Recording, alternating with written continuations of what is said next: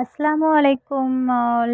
இன்னைக்கு நம்ம கீரை கடையிலும் வாழைக்காய் ஃப்ரையும் எப்படி செய்கிறதுன்னு பார்க்கலாமா? அதுக்கு முதல்ல நான் ஒரு 150 கிராம் துவரம்பருப்பை எடுத்துக்கிறேன். அப்புறமா பெருசாக 2 தக்காளி, ஒரு 2 வெங்காயம் சின்ன சைஸ், கை நிறைய பூண்டு, 3 பச்சை மிளகா, 2 காஞ்ச மிளகா. நீங்கள் வெறும் பச்சை மிளகா வேணாலும் சேர்த்துக்கலாம். கூட மஞ்சத்தூள் போட்டுட்டு அதை வேக விட்டுடலாம். ஒரு 6-7 விசில் வரட்டும். நல்லா வெந்து வந்த பிறகு தான் நான் கீரையை சேர்ப்பேன். அதுக்கு உள்ள ஒரு குழி அளவு புளியும் நம்ம தண்ணி ஊற்றி ஊற வச்சுக்கலாம். இப்போ கீரையை நான் நல்லா வாஷ் பண்ணி தண்ணியெலாம் எடுத்துகிட்டு வச்சுருக்கேன். இப்போ இது வெந்த பிறகு தான் நான் கீரையை மேலே போட்டு ஒரு 5 மினிட்ஸ் மூடி வச்சாலே போதும். கீரை வெந்துடும்.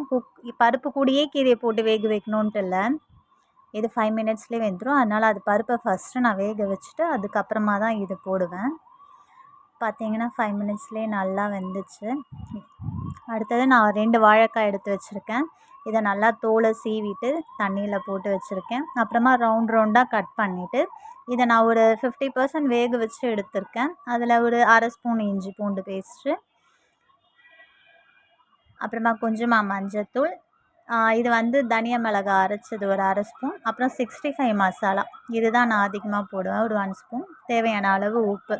இது எல்லாத்தையும் போட்டு நல்லா இப்படி பரட்டி கலந்து விட்டுடலாம். அது ஒரு 15 மினிட்ஸ் அப்படியே வச்சுருவோம். இப்போ கீரை ஆறி இருக்குது. நீங்கள் வேணும்னா கடைஞ்சிக்கலாம். கடைஞ்சா நல்லா டேஸ்ட்டாக இருக்கும். நான் மிக்சியில் தான் கொரன்னு போட்டு அரைச்சி எடுத்திருக்கேன். அது தாளிக்கிறதுக்காக இரும்பு கடாயில் கொஞ்சம் எண்ணெய் ஊற்றிட்டு கடுகு போட்டுட்டு பூண்டு நான் நசுக்கி வச்சுருக்கேன். அது கூட 2 காஞ்ச மிளகாய், இது எல்லாமே நல்லா வதக்கி எடுத்து இந்த கீரை கூட கொட்டிக்கலாம். இப்போது நான் புளி நல்லா கரைச்சி ஒரு கிண்ணம் அளவு வச்சுருக்கேன், அதையும் இது கூட சேர்த்துக்கலாம். கீரை ரெடி ஆகிடுச்சு. அடுத்தது வாழைக்காய் ஊற வச்சுருந்தோம் இல்லையா, அதை கடாயில் போட்டு நல்லா ஷாலோ ஃப்ரையாக வறுத்து எடுத்துக்கலாம். இப்போ நம்மளோட சூப்பரான வாழைக்காய் தயார். என்னோட சைடு நம்ம கீரையும் தயாராகிடுச்சு.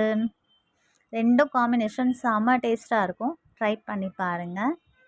தேங்க்ஸ் ஃபார் வாட்சிங். பாய்.